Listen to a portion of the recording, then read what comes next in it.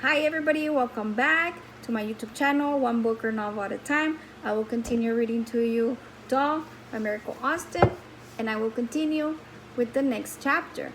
And just remember that not all books can be copied or can be read aloud. Some books do require authorization from the author.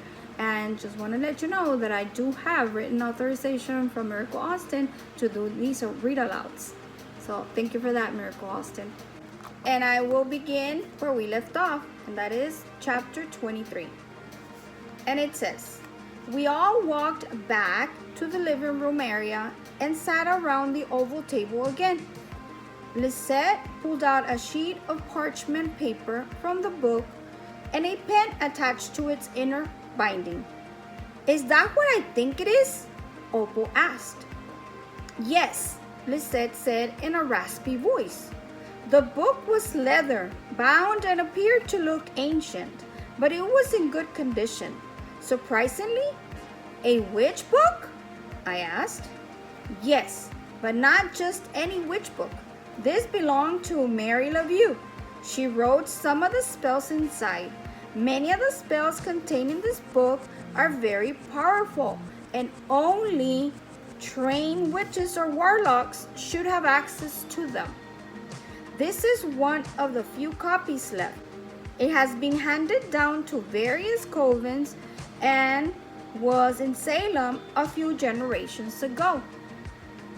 I think it was created after Alexander the Great's reign.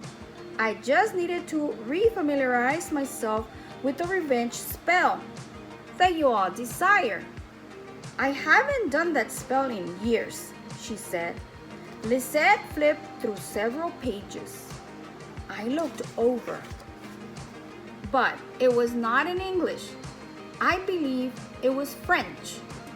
I decided to drop French my sophomore year and took Spanish instead. The French language and I didn't mesh well. She came to a certain section and scanned it, then closed the book. It levitated in the air as she focused her eyes on it, and it traveled to the top shelf of our bookcase a few feet from us. Now, each of you must confess something that you would wish for Pepper to experience. This is just to scare or humiliate her, right? No one would say a word. Sari volunteered first. I would love to see Pepper gain 10 pounds overnight and for her tiny feet to swell up at least a shoe size or two, so she wouldn't fit in her little cute prom dress and stilettos. I went next. Sari, that's a good one. Not sure if I can top that. Let me think a minute. She has such a wicked little mouth. I would love for her tongue to wear out, I said, my voice rising in a slight question at the end. Wear out? What are you talking about, Tomie? Lisette asked with one of her perfect eyebrows arched up. You know, become all woofy and hairy. I started laughing so hard that my sides began to cramp. Sari joined in, as well as Lisette. Oh, okay, gotcha. Think I can come up with something like that. It now leaves Opal to provide her wish. Oh, I'm not really sure. Whatever you guys say is fine with me, Opal mumbled, casting her eyes down at the floor. Wait a minute, Opal. I believe Pepper has treated you the worst out of all of us. I mean, the last thing she did was beyond evil. Sari gasped. Lisette looked over at Opal. What did she do to you? She asked. It wasn't a big deal. Really, it wasn't. Sari stood up. Oh my gosh, Opal, are you kidding me? Come on. Pepper dumped freaking worms on you when you were almost naked in the girls' locker room. Not to mention all the other stuff she's done to you over the years. But I think this was the lowest of all her stunts. Opal, is this true? Lisette asked. Opal nodded her head as tears started to form in her eyes. Lisette passed her a handkerchief. She wiped her eyes. That's not the worst thing that Pepper has done to me, Opal whispered in a croaky voice. What? Then, what's the worst thing that she has done to you? Sari asked. I'm not sure if I want to share. Oh, come on, we've all shared, and we're here working together. You can trust us, Sari pleaded. Well, it happened in junior high. Pepper knew that I had a crush on Wayne Stevens. I never knew that. You mean Wayne Stevens, who works at the bowling alley and in our trick class? Tomie asked. Opal nodded her head. Yep, that's him. Go on, Lisette said. I attended a party. She saw me talking to him. She asked me to run to the store to pick up some more chips and drinks. I did. When I returned and placed the stuff in the kitchen, I searched the party for Wayne and couldn't find him. Don't even tell me, Sari whispered.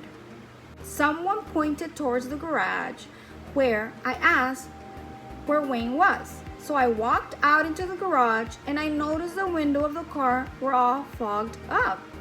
I peeped inside one of the windows and saw Pepper with Wayne. Sari lowered her head. Gosh, you guys, this Pepper Fox chick sounds pretty toxic, Lisette said. Yeah, she's beyond that. I confronted her about Wayne. She's been horrible to me ever since then, Opal whimpered, wiping her eyes. Don't you think it's time Pepper will serve some of her own stuff? Sari asked. I raised both of my hands high up in the air and shouted out, Oh yeah! All right, Opal, let's have it. Your wish then, Lisette asked. Be careful what you wish for, she whispered in a low, penetrating voice. Opal looked around the room a few times before she shared her wish. I wish for Pepper to never cause harm to me again. Sari looked at me. I shrugged my shoulders. Now, when I look back on everything, I wish that I had asked Opal what her wish actually meant. Lisette asked for each of us to hold our right hand out. She touched each of our hands with hers. She chanted some strange words in a different language, really fast, which I couldn't understand, and blurted out, So be it, the wish has now been sealed. She opened up the folded parchment sheet and placed it in the middle of the table. Words slowly appeared on the small square of parchment as she scanned over it with her finger. It was pretty cool, but at the same time, freaky. I was in the company of probably the most powerful witch in Louisiana, and on top of that, she was my first cousin. Lisette folded the parchment paper back up to its original index card size, opened the drawstring bag, and dropped it inside. She then drew the drawstrings together. She handed the bag to me. Now, it's important that you all are present for this spell and follow the directions precisely. Once the spell is completed, you all need to gather up all the remains and bury them together and leave no trace. We all shook our heads like bubbleheads on a car's dashboard. She slammed her hand down on the table. We jumped. You guys, I really need for you to listen to me. This is very serious, and the directions must be exact and followed as written. If you don't, then the spell could turn out much differently. Lisette, this spell is just going to give Pepper a taste of her own medicine, right? Nothing more. Sari asked. Yes, Lisette said. We shook our heads. We just want Pepper to know that she's not Miss Perfect, I said. Well, the doll spell that I've chosen will definitely provide that. But remember that you must follow the exact directions I give you all, okay? Don't alter anything about the spell. Nothing.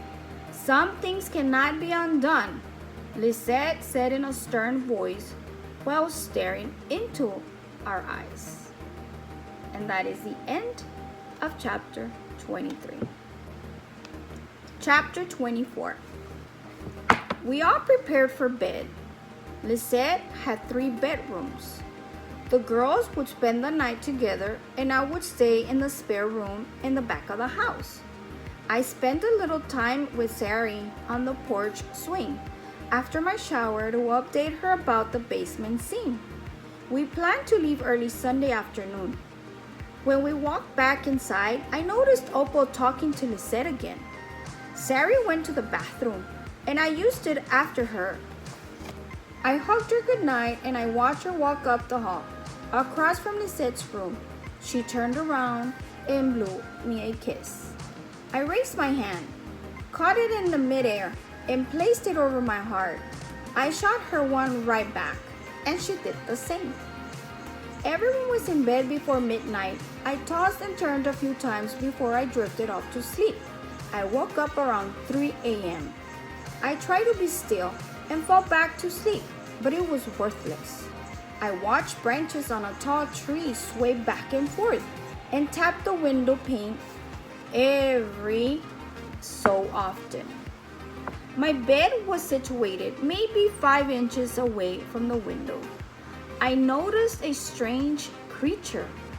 A bluish white owl with red feather tips and golden eyes was perched on one of the stable branches. Its eyes focused right in on me, and then a sudden cold breeze swept across my entire body.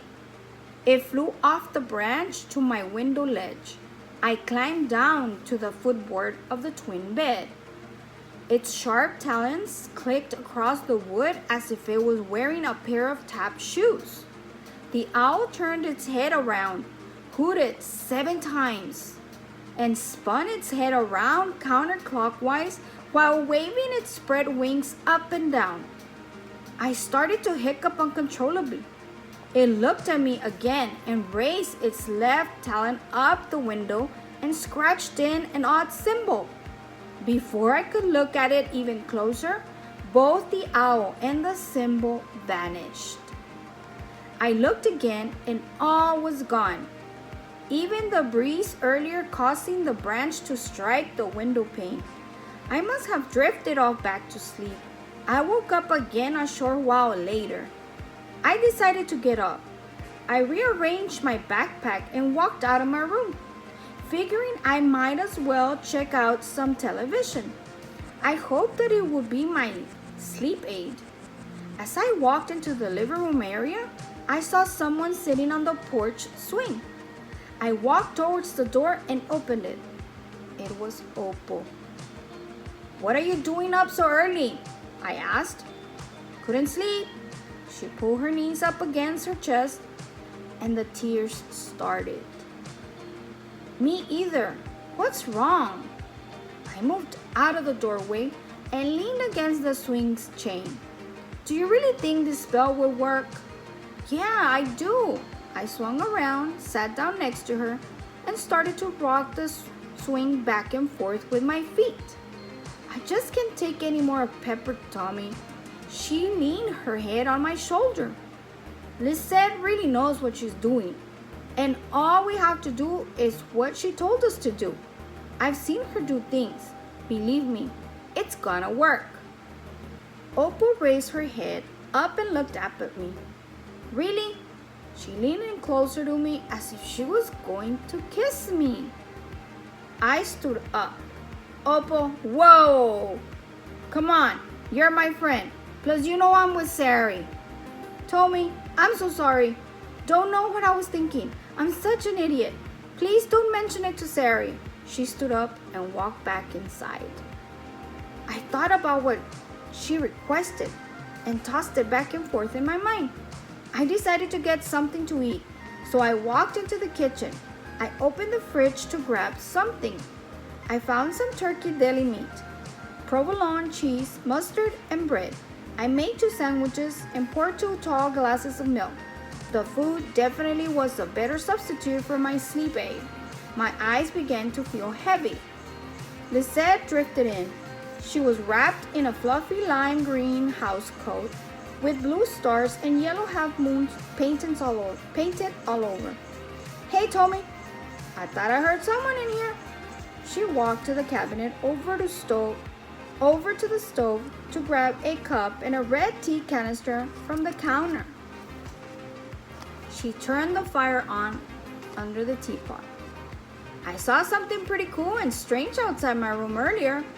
She started preparing her tea in her cup. What did you see? An owl with some really awesome colors showed up at my window ledge and scratched a strange symbol on the glass, but they both disappeared like a ghost. Poof! Lisette's movement suddenly froze. I walked over to her and placed my hand on her shoulder and shook her a bit. Hey, you okay? Snap out of it. She did. You know what that means, right? No. What? She walked over to me and stood in front of me. Did the symbol look similar to this? The shimmering silvery tattoo of arrows and circles that Lisette had in the midsection of her neck was way different from the symbol the owl drew, which was mostly strange geometric shapes. Not even close. She pulled a drawer out and placed a piece of blank paper on the counter with a pen. Can you draw it for me? I'll try, but I'm not an artist or anything. I drew the owl symbol the best that I could because it only remained on the window for a few seconds before it vanished. Thanks. She stared at it for a few minutes with her right hand resting on her hair. What does it all mean? I'm not sure yet. This symbol that you drew and the type of owl that you're describing are ones that I'm not familiar with. I'm going to have to do some research and get back to you, okay? All right, let me know when you know. I'm going to try to get some shut-eye before the sun pops out, all right? Sure. I started walking out of the kitchen and then turned around.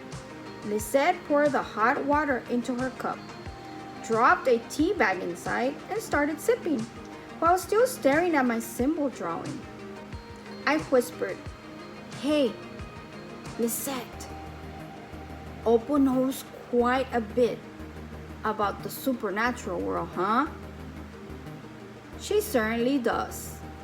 Her great ancestor, who she mentioned earlier, became a traitor among her own coven. Which is why my great ancestor and her great ancestor became natural enemies. What did she do to become a traitor, Lisette? My eyes widened. Now, that's a story that would take way more time than we actually have. This is not the time for that story. One day, maybe, I'll share with you. I walked back into my bedroom and shut the door. I looked out the window and in the tree. Not a trace of my little visitor. I drew the curtains close to avoid the early sun rays. I climbed into the bed and pulled the covers over my head. And I was out before you could count to 10 backwards. And that is the end of chapter 24. Chapter 25. A few hours passed and it was 11 a.m. The faint smell of bacon woke me up. I rolled out of bed and headed straight to the bathroom with my clothes so I could shower. I pulled on my jeans and t-shirt. I walked into the kitchen and saw Lisette in the kitchen. The girls must have still been asleep or getting ready. Bacon slices tossed up and down in a pan and a spoon stirred inside a pot on its own. Her stove reminded me of one of those older stoves in the 1940s, which I've seen in some old historical books. It was dark purple with a few modern devices. Smells good in here, I said, rubbing my hands together. I just throwing something together for you all. I sat down at the kitchen table.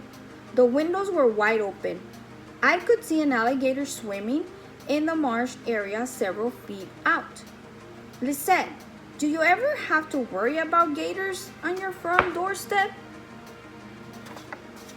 Oh yeah, a few have even come through the back door. I had to replace that flimsy door with a heavier door and keep it closed and locked. If I'm not watching, I keep a rifle up front, right there above the door, and another in my bedroom. I just stared at her. You always have to be prepared for all types of critters around here, and all aren't reptiles. I keep a concealed silver knife in a holder around my thigh, and usually some sharp, almost 12-inch hairpins in my hair for emergencies. She smiled. Man, I guess so. I couldn't live here. I'm all-American city boy. She smiled. By the way, I forgot to mention last night because we were so focused on so many other things. Would you all like to go on an airboat ride before you head out? I have a friend, part Indian, who gives tours all the time. His name is Crow. I guess you could say that Crow is more than my friend. He's proposed a few times to me over the years, but I keep declining. Sure, I'll give in one day, but today will not be the day. We really enjoy hanging out, and he helps me around the house from time to time. I get it, I know. I would love to experience an airboat ride, and bet the girls would too. I'll check in with them, though, once they wake up and get moving around. What time? Crow plans to stop in about an hour. Okay, we'll head out right after. Cool. The airboat tour is about an hour, but I'll tell Crow to cut it off a little early. I nodded my head and gobbled down the breakfast plate of bacon and grits that she placed in front of me. I know you want me to tell you your family secret involving your dad. How did you know what I was thinking, Lisette? Never mind. I would love to know, but I know that you won't tell me. Believe me, your dad will tell you once he knows I've shared the truth about your mom. Just ask him, okay? She patted my shoulder. As she stood up to prepare plates for the girls, she then scooped up some grits and placed a few pieces of bacon onto her plate. She sat in front of me. She poured 2 glasses of cranberry juice, and I picked up my glass to drink. Tomie, I want you to know that Opal's experiences with that pepper girl run much deeper than yours or Sari's. There are some very bad things that she didn't share with us last night, but I captured a very brief glimpse. A glimpse? It's a small window where I can see someone's past, present, or future for a few seconds, like playing an old black and white movie picture. Before it fades out, it only can occur if the other person allows that secret door to be open. There's a lot to the big W world, Lisette. Big W world? Which world? There certainly is. But as I was saying, Opal has been truly scorned in ways that aren't reversible. She craves peppers, demis. Like 6 feet under? Yes, but I wouldn't consent to a wish like that. Tomie, I didn't honor hers last night. There's a lot of darkness in that book up there. She pointed at from the table towards the high bookcase in the living room area, where she had levitated it last night. I avoid the dark paths, but some are drawn to them. I know that I gave you all the doll spell last night, but do think about everything before you all make the decision to pursue it. She grabbed my hands and looked at them as if she could see through them. I know you won't reveal what I've told you, Tomie. I do want you to be cautious of Opal. I sense something in her, but cannot pull her full glim. And even though she doesn't possess the gift, know that Opal may not be who she's pretending to be, okay?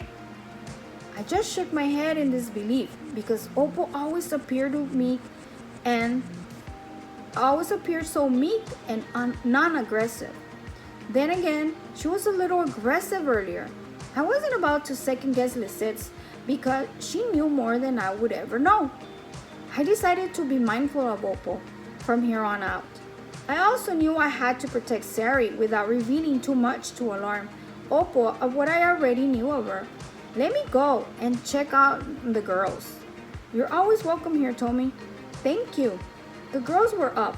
Before I knocked on the door, I could hear the two of them laughing in the room. I knocked a few times. Opal answered. Sari was on the bed, curling her hair with a large curling iron. Hey there, we have a little adventure. If you two are up for one before we head out of Louisiana. Okay, what kind of adventure, Tomie Dupree? Sari asked as she perched her lips up in the air for a kiss. I walked over to her and planted one on her lips. Lisette has a friend who owns an airboat touring company, and he'll be here soon to take us on a short tour of the bayou if you two would like. That sounds like fun, Sari said. Opal was ironing her clothes out on the ironing board. So, Opal, you want to go? Sure, she mumbled without lifting her head up. Opal, you okay? Sari asked. Yeah, I'm fine. Just want to get dressed.